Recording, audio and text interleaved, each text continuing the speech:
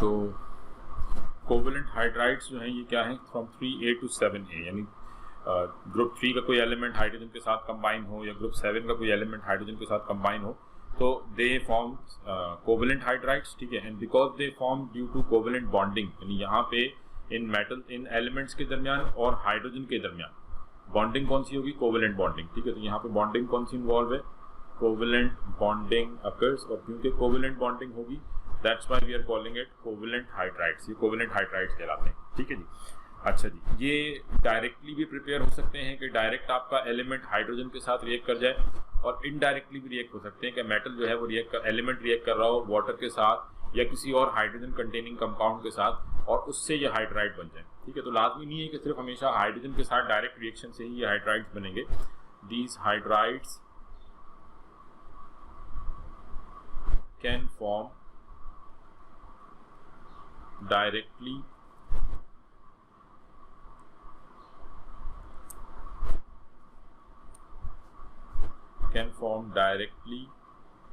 or indirectly, ठीक है। कि फॉर एग्जांपल आपके पास डायरेक्ट क्या हो सकता है कि hydrogen reacts with chlorine, hydrogen और क्लोरीन का रिएक्शन हुआ और इससे आपको HCl मिल गया, तो ये तो डायरेक्ट आप कह लें कि कंबाइन हो गया। अब इनडायरेक्ट क्या है कि लेट से आपने कैल्शियम कार्बाइड को रिएक्ट किया वाटर के साथ, ठीक है। अब आपने इसमें दो डिफरेंट कंपाउंड्स को रिएक्ट किया है और इसमें कोई एलिमेंटल रिएक्शन नहीं हो रहा, ठीक है। दिस फॉर्म कैल्शियम हाइड्रोक्साइड, और यहाँ से आपको मिल जाता है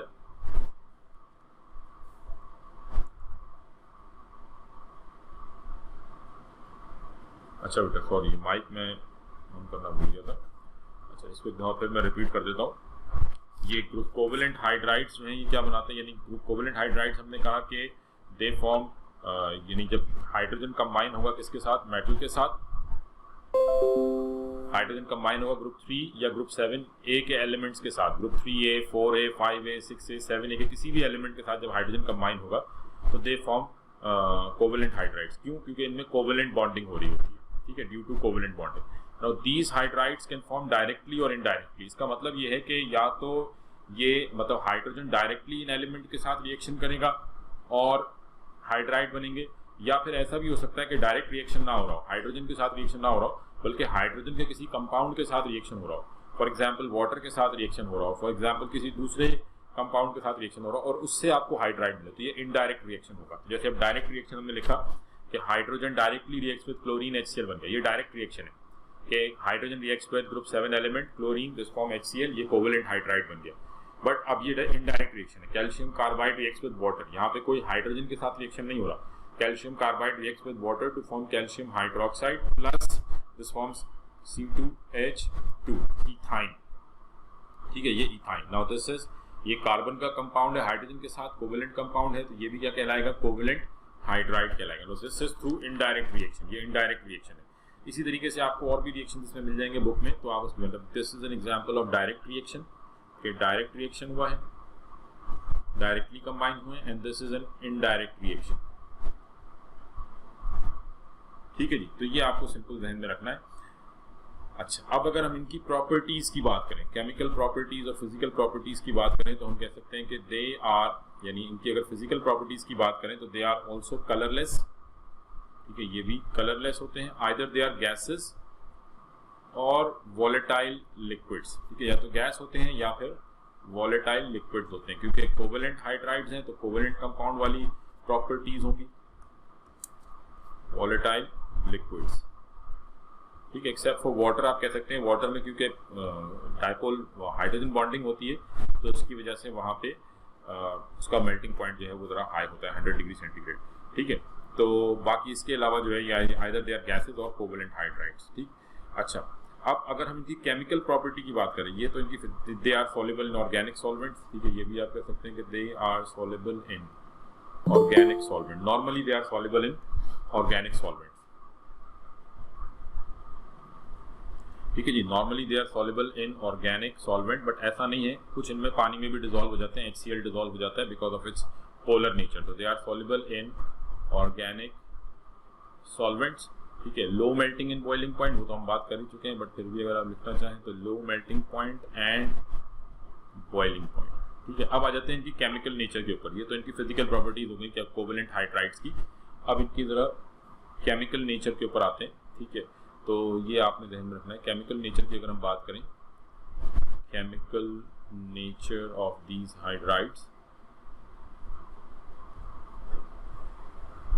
ठीक है जी। तो जो आपके ग्रुप 3A और 4A के हाइड्राइड्स होंगे, ठीक है, यानी फॉर एग्जांपल एल्यूमिनियम हाइड्राइड या मीथेन CH4, ठीक है, तो hydrides of group 3A to 4A are neutral hydrides. इस एग्जांपल क्या आ गई, ALH3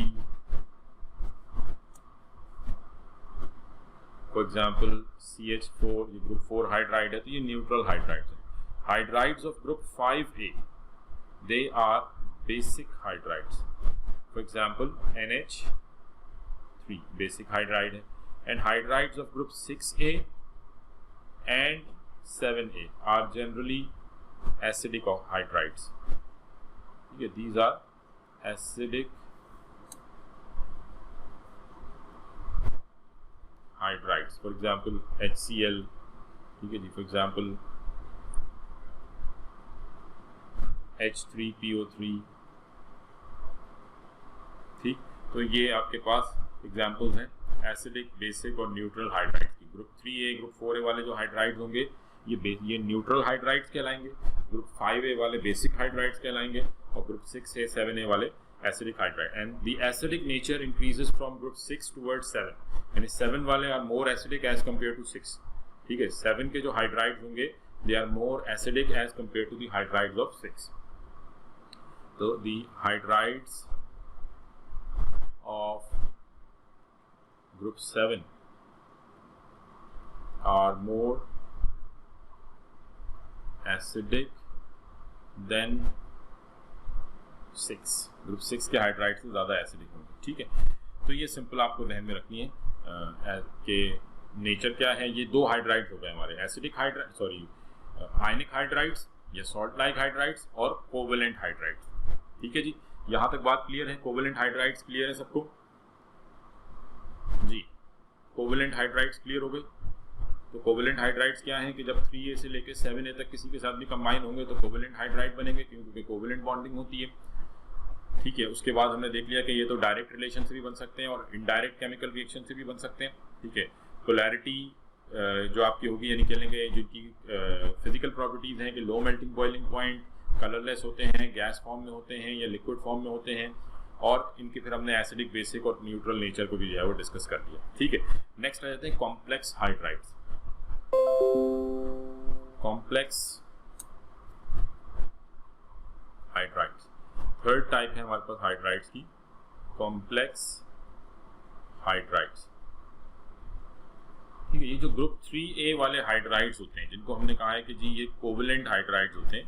ठीक है, ग्रुप 3A वाले जो हाइड्राइड्स हैं दे आर नॉट स्टेबल, ये टूट जाते हैं। फॉर एग्जांपल एल्यूमिनियम हाइड्राइड है, ठीक है, या आप कह लें कि जर्मेनियम हाइड्राइड है। ठीक है, ग्रुप 3A के जो हाइड्राइड्स हैं, the hydrides of group 3A are not stable.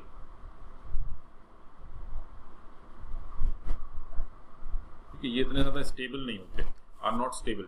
Hydrides of group 3A are not stable except for boron hydride.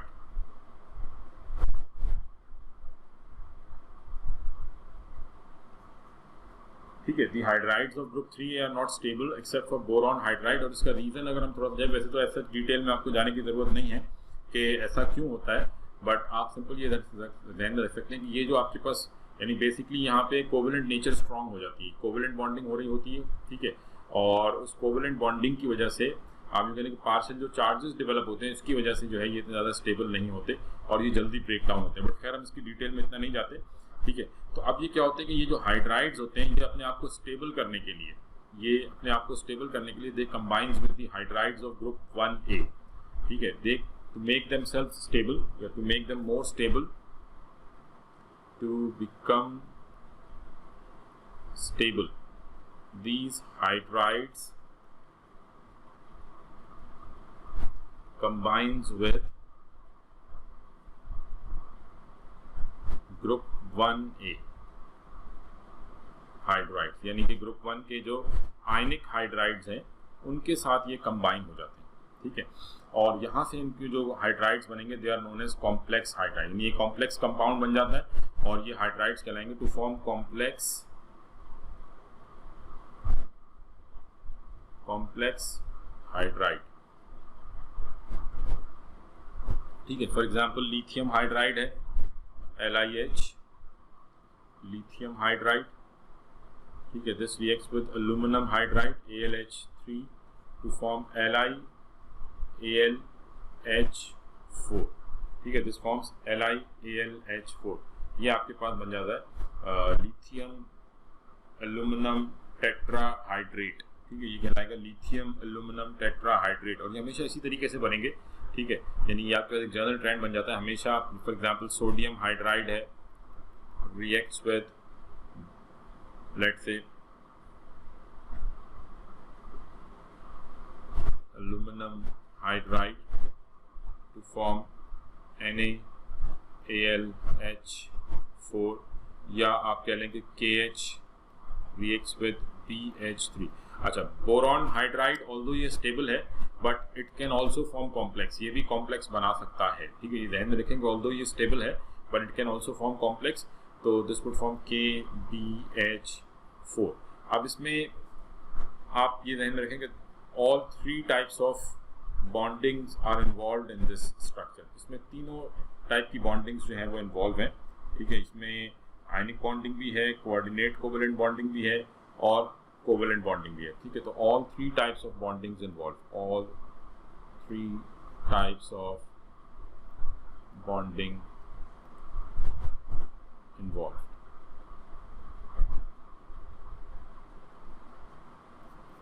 ठीक है। इसमें तीनों डिफरेंट टाइप की जो बॉन्डिंग्स हैं ये इन्वॉल्व होती हैं। कैसे हो रही होती है ये समझ लें। अब देखें यहाँ से आपको इसकी स्टेबिलिटी का थोड़ा सा आइडिया हो जाएगा। एल्यूमिनियम जो है, ये मैं थोड़ी सी इसकी एग्जांपल एक देता हूँ ताकि आपको बात क्लियर हो जाए। एल्यूमिनियम हाइड्राइड क्या होगा, AlH3, ठीक है। अब एल्यूमिनियम क्या है, ये इलेक्ट्रॉन डेफिशिएंट मॉलिक्यूल है क्योंकि इसके पास 6 इलेक्ट्रॉन है, this is an electron deficient molecule. अब इस तरफ आपके पास एक सोडियम हाइड्राइड है, ठीक है। मैं इसकी एग्जांपल दे दूं ताकि आपको ये बात क्लियर हो जाए किस तरह से बनता है। ये Na+H- सोडियम हाइड्राइड इस तरह से बनेगा। इसका मतलब हाइड्रोजन आयन के पास क्या है, H नेगेटिव, मतलब ये क्या हो गया कि इसके पास एक पेयर ऑफ इलेक्ट्रॉन मौजूद है। H के पास अपना एक इलेक्ट्रॉन होता है, एक और इलेक्ट्रॉन इसने सोडियम से गेन कर लिया, तो इसका मतलब it has this pair of electron. मैं इसको बना रहा हूँ ताकि आपको बात ध्यान दें, ठीक है। तो इसके पास ये पेयर ऑफ इलेक्ट्रॉन मौजूद है। अब हाइड्रोजन के ऊपर negative charge, it makes it slightly reactive, ठीक है। ये इसको रिएक्टिव बनाता है। और एल्यूमिनियम क्योंकि आप कह लें कि ये इलेक्ट्रॉन डेफिशिएंट है, तो it will attract these electrons, ये इलेक्ट्रॉन्स को अपनी तरफ अट्रैक्ट करेगा। And due to this hydrogen will act as a donor and aluminum will act as an acceptor and they would form this dative covalent bond। ये दोनों आपस में dative covalent bond बनाएंगे, ठीक है। H नेगेटिव जाके combine हो जाएगा इसके साथ, तो ये बन जाएगा Al, यानी जब ये H नेगेटिव इसके साथ जाके कंबाइन हुआ तो this would give us AlH, मैं डायरेक्ट फॉर्मूला लिख देता हूँ, H4 negative, and this AlH4 negative with combines with sodium Na+, and this forms Na+ Al, यानी अब आपका ये नेगेटिव आयन हो गया पूरा, ठीक है। तो दिस फॉर्म NaAlH4। तो आई होप ये बात क्लियर हो गई होगी कि किस तरह से ये कॉम्प्लेक्स हाइड्राइड्स बनते हैं। जी बेटा, क्लियर है ये बात कि how these complex hydrides form.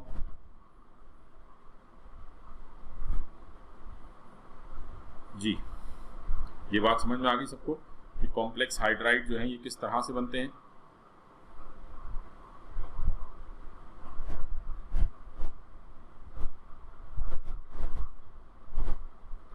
ठीक है जी। अच्छा, अब ये जो इनकी अगर प्रॉपर्टीज के ऊपर हम जाएं, कोवेलेंट कॉम्प्लेक्स हाइड्राइड्स की प्रॉपर्टीज पे जाएं, तो these compounds are salt like, क्योंकि ये आयनिक नेचर इनमें आ गई है, तो these are salt like hydrides, salt like hydrides, ठीक है। ये सॉल्ट लाइक हाइड्राइड्स होते हैं, वाइट सॉलिड होते हैं, वाइट सॉलिड्स होते हैं, एंड इनकी स्टेबिलिटी जो है they are stable up to around 300 degree centigrade, ठीक है। 300 डिग्री सेंटीग्रेड पर ये टूट जाता है, स्टेबल अप टू 300 डिग्री, यानी नॉर्मल जो आपका एक आयनिक कंपाउंड होता है वो ज़्यादा स्टेबल होता है, बट इसमें प्योर बिल्कुल आयनिक नेचर नहीं है, इसमें कुछ कोवेलेंट स्ट्रक्चर भी है, तो इस वजह से they are stable up to 300 degree centigrade. और जब आप इनको पानी में डिजोल्व करते हैं, ठीक है, तो ये टूटेगा कैसे, पानी में डिजोल्व करेंगे तो ये इस तरह से टूटेगा, Na plus and NaAlH4 negative. तो when these hydrides are dissolved in water, अगर इनको पानी में डिजोल्व किया जाए, NaAlH4 when get dissolved in water, इसको अगर पानी में डिजोल्व किया जाए तो this forms Na plus AlH4 negative, ठीक है जी, ये बनाएगा Na प्लस AlH4 नेगेटिव, ठीक है जी। और विच यानी ये जो आपका आयन होगा AlH4 negative, this will immediately react with water to produce hydrogen, ठीक है, this will react with water to produce hydrogen gas जो है ये बनाएंगे, ठीक है। यानी ये दोनों आप इसको लिख लें ऐसे कि this will react with water to produce hydrogen gas, ये पानी के साथ रिएक्ट करेगा और हाइड्रोजन गैस बनेगी, ठीक है। तो हम कंप्लीट रिएक्शन में नहीं जाते, ऐसा कोई इतनी ज़रूरत नहीं, बस सिंपल ये ध्यान में रखें कि ये जब आयंस टूटेंगे तो AlH4 नेगेटिव बनेगा which will react with water to form hydrogen gas, ठीक है जी। तो ये हमारे 3 हाइड्राइड्स हो गए, आयनिक हाइड्राइड्स, कोवेलेंट हाइड्राइड्स और कॉम्प्लेक्स हाइड्राइड्स। इसके बाद आ जाते हैं मेटालिक हाइड्राइड्स। नेक्स्ट है मेटालिक हाइड्राइड्स।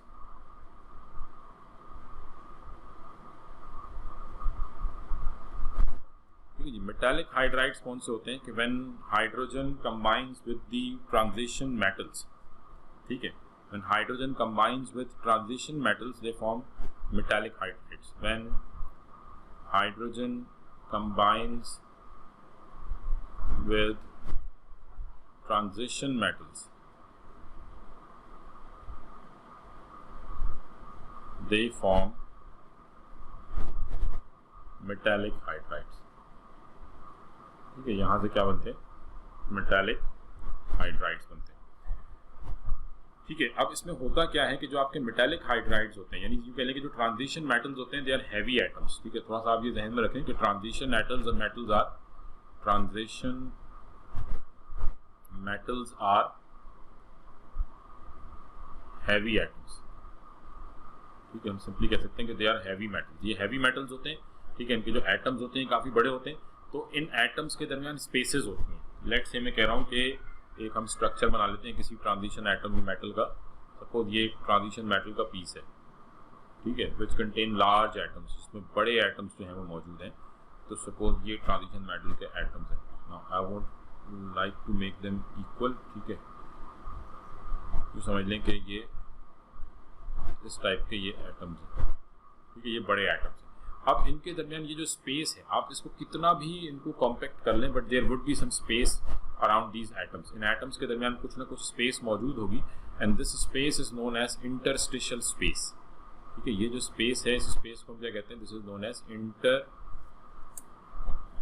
इंटरस्टिशियल स्पेस, ठीक है। किसी भी मेटल यानी when a substance is in solid form, उसके एटम्स के दरमियान जो स्पेस होती है वो कहलाती है इंटरस्टिशियल स्पेस, ठीक। अब हम ये कहते हैं कि हाइड्रोजन जो है ये इतना छोटा मॉलिक्यूल है कि आप जब इसको रिएक्ट करते हैं, यानी आप जब when heated hydrogen passes over this metal, आपने हीटेड हाइड्रोजन को जो है, हीटेड हाइड्रोजन एटॉमिक फॉर्म में कन्वर्ट हो जाती है। Heated hydrogen means atomic hydrogen, तो ये atomic hydrogen when passes through these metals, तो ये it gets settle down in these interstitial spaces. Atomic hydrogen settles down in interstitial space of metals. metals की जो interstitial spaces होती हैं ये उनमें सेटल डाउन हो जाती है, ठीक है जी। तो आप यूँ कह लें कि ये इस तरह से, मतलब आप यूँ कह लें कि हाइड्रोजन जो है वो इसमें ऐसे सेटल डाउन होना शुरू हो जाते हैं, ठीक है। अब इससे मेटल के ऊपर कोई ऐसा कोई फर्क नहीं पड़ रहा होता, मेटल की प्रॉपर्टीज पे कोई बहुत, क्योंकि जो ट्रांजिशन मेटल है उसका अपना मास काफ़ी ज़्यादा होता है, तो कुछ हाइड्रोजन के स्पेस में सेटल डाउन होने से इसके मास पे ऐसा कोई बहुत ज़्यादा इफेक्ट नहीं पड़ता, ठीक है। तो बेसिकली जो ट्रांजिशन आप कह लें कि इंटरस्टिशियल, या इनको हम इंटरस्टिशियल हाइड्राइड्स भी कह सकते हैं। Metallic hydrides are also known as interstitial hydrides, इनकी प्रॉपर्टीज और प्योर मेटल की प्रॉपर्टीज में ऐसा कोई बहुत ज़्यादा डिफरेंस नहीं होता, ठीक है। There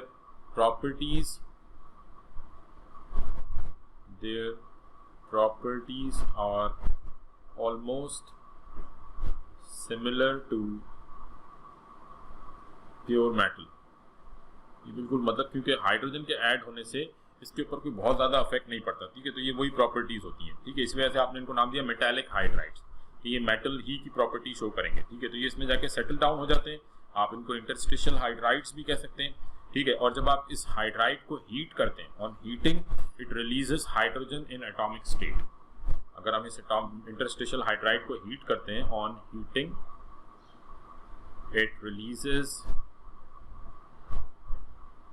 hydrogen in atomic state, जो कि फिर किसी के साथ भी फौरन रिएक्ट कर सकती है, ठीक है। नाइट्रोजन के साथ रिएक्ट कर सकती है, कार्बन के साथ रिएक्ट कर सकती है, एंड दैट्स व्हाई दीज आप कह लें कि these metallic hydrides can be used as catalyst, ठीक है। जैसे आपने हैबर प्रोसेस में आयरन यूज़ किया तो वो सेम इसी तरीके से वर्क करता है। हाइड्रोजन सेटल डाउन हो जाती है आयरन में, देन फिर आप उसको हीट करते हैं तो एकदम से एटॉमिक हाइड्रोजन रिलीज होती है, ठीक है। तो they can be used as catalyst. आप इनको एज अ कैटलिस्ट के तौर पे यूज कर सकते हैं, because they releases atomic hydrogens very fast. जी, इंटरस्टिशियल हाइड्रोजन्स क्लियर है बेटा? सॉरी, इंटरस्टिशियल हाइड्राइड्स या मेटालिक हाइड्राइड्स, ये क्लियर है सबको क्या होते हैं? तो इनकी प्रॉपर्टीज में और मेटल्स की प्रॉपर्टी में एज सच कोई बहुत ज़्यादा डिफरेंस नहीं होता, तकरीबन सेम ही होती हैं, ठीक है। हाइड्रोजन जाके सेटल डाउन हो जाती है मेटल्स की स्पेस के दरमियान, जिसको हम फिर इंटरस्टिशियल स्पेसेस कहते हैं, और जब आप उसको हीट करेंगे तो एटॉमिक हाइड्रोजन रिलीज होगी। That's why we can use them as a catalyst. Clear है ये? मेटालिक हाइड्राइड्स क्लियर है बेटा सबको? What are metallic hydrides? जी, इसमें कोई कंफ्यूजन किसी को?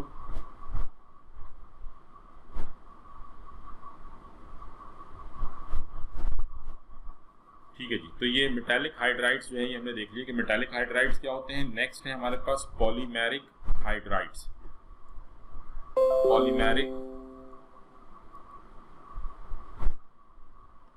Polymeric hydrides.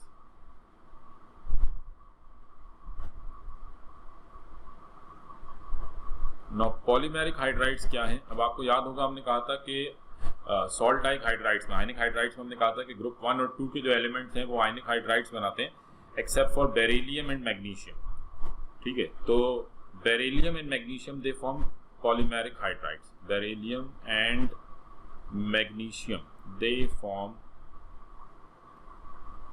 polymeric hydrides. ये polymeric hydrides बनाते हैं, ठीक है। क्यों बनाते हैं? बिकॉज बेरिलियम और मैग्नीशियम जो है इनकी चार्ज डेंसिटी काफ़ी ज़्यादा होती है। They have high charge density. छोटे एटम्स हैं, चार्ज काफ़ी ज़्यादा है। एटम छोटा है, चार्ज काफ़ी ज़्यादा है, तो they have high charge density. इनकी चार्ज डेंसिटी जो है वो काफ़ी ज़्यादा होती है। इन दोनों की चार्ज डेंसिटी काफ़ी ज़्यादा होती है, जिसकी वजह से ये नेबरिंग, आप कह लें कि लेट से ये एक बेरिलियम हाइड्राइड का एक मॉलिक्यूल है, ठीक है। बेरिलियम हाइड्राइड जो है, क्योंकि इसकी बेरिलियम की चार्ज डेंसिटी काफ़ी ज़्यादा होती है, इसकी वजह से इसमें आयन पोलराइजेशन जो है वो काफ़ी ज़्यादा होती है, ठीक है। तो high ion polarisation, high ion polarisation, यहाँ पे आयन पोलराइजेशन जो है, यानी बेरिलियम जो है ये नेगेटिव आयन को पोलराइज कर देता है, जिसकी वजह से इसमें कोवेलेंट कैरेक्टर बढ़ जाता है। High ion polarisation due to high charge density, क्योंकि चार्ज डेंसिटी ज़्यादा होती है तो जिसकी वजह से ये आयन पोलराइजेशन करते हैं। तो ये आप ये कहेंगे instead of making ionic bond they form covalent bonds. इनमें कोवेलेंट नेचर जो है वो डेवलप हो जाती है।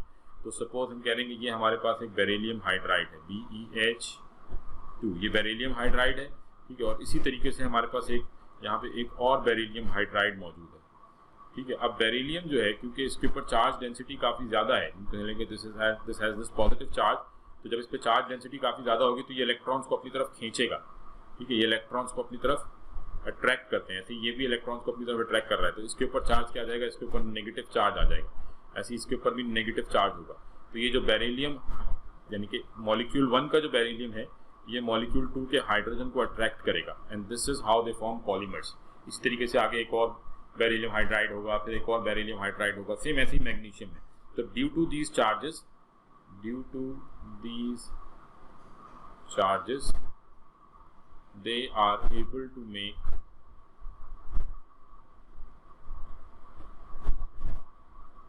polymeric chains।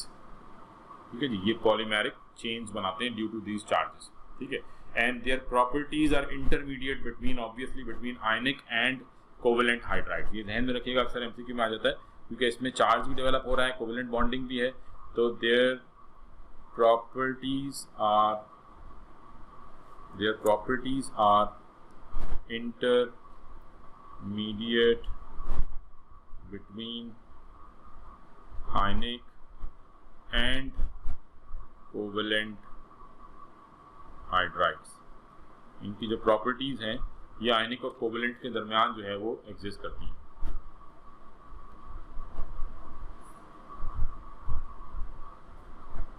बेरिलियम, ठीक है, अच्छा मैंने एक चीज़ तो है वो इसमें थोड़ा सा मैंने आपको रॉन्ग जो है परसेप्शन दे दी। एक चीज़ बेटा इसमें यहाँ पे क्लियर कर लें ज़रा, बेरिलियम जो है ये मेटल है, सॉरी, ठीक है ना। बेरिलियम पॉजिटिव चार्ज डेवलप करेगा क्योंकि देखें बेरिलियम यहाँ पे हम ये कह रहे हैं, इस तरह से आप इसको समझें, ये बेरिलियम है Be, ये छोटा आइटम है, ठीक है, तो थोड़ा सा वहाँ पे अंडरस्टैंडिंग जो है मैंने ज़रा गलत तरीके से कर दी, इसको यहाँ पे क्लियर करना। ये बेरिलियम है और लेट्स से कि यहाँ पे हमारे पास ये हाइड्रोजन है, सपोज ये हाइड्रोजन है, ठीक है। अब बेरिलियम जो है इसके ऊपर चार्ज डेंसिटी काफ़ी ज़्यादा है, प्लस चार्ज डेंसिटी है इसके ऊपर प्लस चार्ज है। बेरिलियम +2 होता है ना, beryllium loses 2 electrons, it becomes +2, ठीक है, तो इसके ऊपर चार्ज डेंसिटी काफ़ी ज़्यादा, क्योंकि छोटा एटम है, रेडियस कम है, चार्ज काफ़ी ज़्यादा है, तो हम कहेंगे it has high charge density. तो ये इसके इलेक्ट्रॉन्स को अपनी तरफ अट्रैक्ट करेगा, it would attract the electrons toward itself, ठीक है। इस यानी आप यूँ कह लें कि जब ये दोनों क्लोज आएंगे तो होगा क्या कि ये जो बेरिलियम की पॉजिटिव, यानी आप यूँ कह लें कि इसका जो ये पॉजिटिव चार्ज है ये इसको आयोनाइज कर देगा, इसका जो नेगेटिव पार्ट है वो सारा इस तरफ अट्रैक्ट होगा, इसका नेगेटिव पार्ट सारा इस तरफ आ जाएगा और इसका पॉजिटिव पार्ट जो है वो सारा इस तरफ चला जाएगा। This is known as ion polarisation, कि बेरिलियम ने हाइड्रोजन को पोलराइज कर दिया है, बेरिलियम ने हाइड्रोजन को पोलराइज कर दिया, ठीक है, इसने हाइड्रोजन को पोलराइज कर दिया, हाइड्रोजन पे पोल्स जनरेट कर दिए, negative pole and positive pole, इसने इस पे नेगेटिव और पॉजिटिव पोल्स जनरेट कर दिए, ठीक है। तो बेरिलियम, तो मैंने ऊपर जो है वो जरा थोड़ा सा गलत इसको एक्सप्लेन कर दिया, एक मिनट,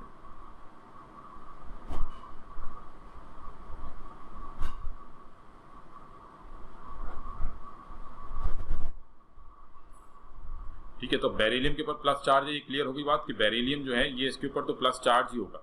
अब क्या है कि ये जो बराबर वाला हाइड्रोजन है ये पोलराइज हुआ हुआ है ड्यू टू दिस हाइड्रोजन, इस वाले हाइड्रोजन ने, इसके ऊपर भी पॉजिटिव चार्ज था, इसने इसको पोलराइज किया हुआ है, ठीक है। जब ये इसको पोलराइज करेगा तो ऑटोमेटिकली, और ये जो नेबरिंग वाला, यानी अब ये जो हाइड्रोजन है, this hydrogen is gripped between 2 बेरिलियम्स, ये 2 बेरिलियम्स के दरमियान फंस गया है, इधर से ये भी जो है वो इसको पोलराइज कर रहा है और प्लस ये भी कुछ इलेक्ट्रॉन डेंसिटी खींचेगा इसकी, ठीक है। तो आप यूँ कह लें कि ये इसके साथ अट्रैक्ट होना शुरू हो जाएगा।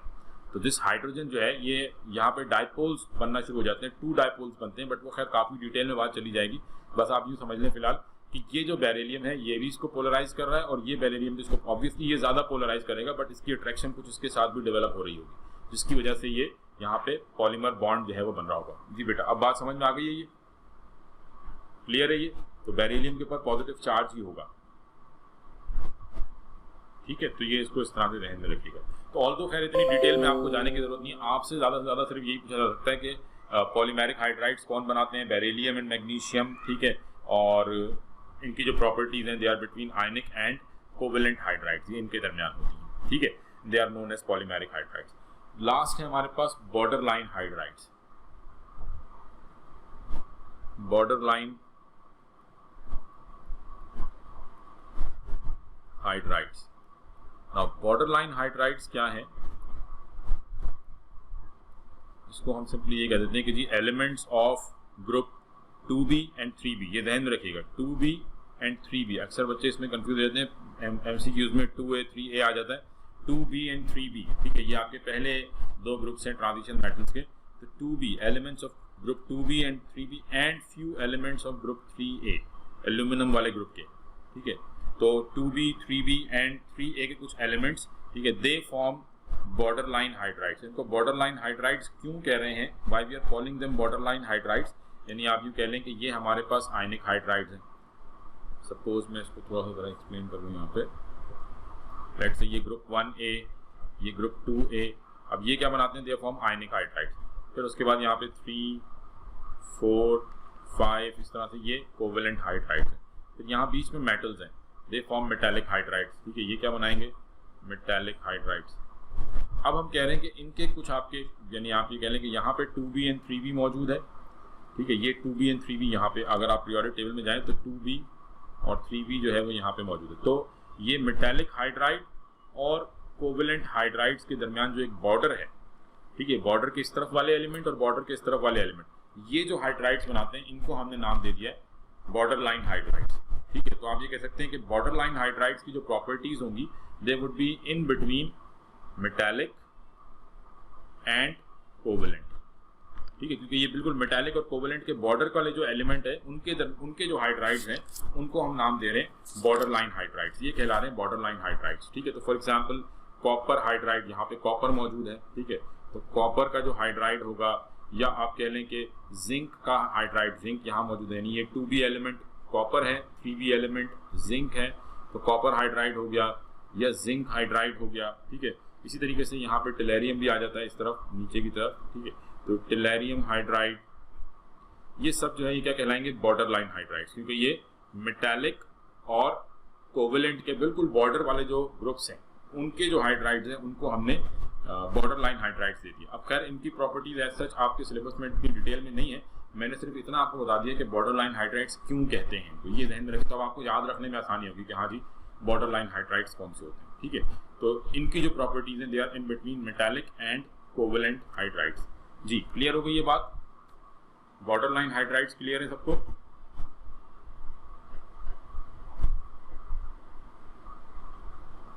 जी बेटा, यहाँ तक बात सबको क्लियर है? ये हमने टाइप्स ऑफ हाइड्राइड्स जो हैं वो सारे डिस्कस कर लिए, कौन कौन से डिफरेंट टाइप के हाइड्राइड्स जो हैं वो 5 हाइड्राइड्स हैं वो हमने डिस्कस कर लिए। उसके बाद नेक्स्ट टॉपिक इसमें आइसोटोप्स का है, वो तो मेरे ख्याल में डिस्कस करने की ज़रूरत नहीं है, सबको क्लियर होगा आइसोटोप्स क्या होते हैं। बट इसमें परसेंटेज बेटा लाजमी देख लीजिएगा, ठीक है ना, परसेंटेज देख लीजिएगा। हैवी आइसोटोप कौन सा है, हैवी हाइड्रोजन ड्यूटीरियम है। ड्यूटीरियम ऑल्दो ड्यूटीरियम से भी ज़्यादा हैवी हाइड्रोजन मौजूद है ट्राइटियम, बट क्योंकि हैवी वाटर ड्यूटीरियम से बनता है इसलिए हमने उसको हैवी हाइड्रोजन का नाम दिया हुआ है। ठीक है, परसेंटेजेस देख लीजिएगा। प्रोटियम 99.98% बुक में मेंशन है। ठीक है, ड्यूटीरियम ये अराउंड 0.016%, या आप कह लें कि हर 15,000 हाइड्रोजन में एक हाइड्रोजन जो है वो ड्यूटीरियम होता है। ट्राइटियम रेडियो एक्टिव आइसोटोप है, इसकी परसेंटेज 4 × 10⁻⁻15, और इस क्योंकि रेडियो एक्टिव है तो इसकी हाफ लाइफ भी ध्यान में रखें 12.5 ईयर्स। तो ये सारी चीज़ें बुक में मेंशन है, ये आप वहाँ से देख सकते हैं। बाकी आइसोटोप का कॉन्सेप्ट आपको क्लियर होगा। ठीक है, तो ये चैप्टर नंबर 2 हमारा कंप्लीट हो गया।